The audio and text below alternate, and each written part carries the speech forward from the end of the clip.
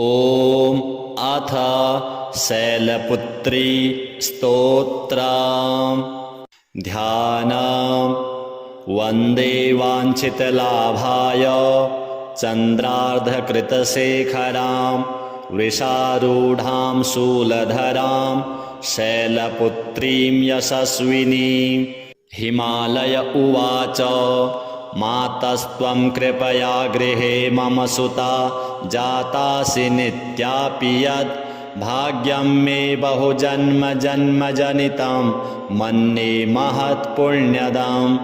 दृष्टं रूपमिदं परात्परतरां मूर्तिं भवान्या अपि माहेशीं प्रतिदर्शयासु कृपया विश्वेशितोभ्यं नमः।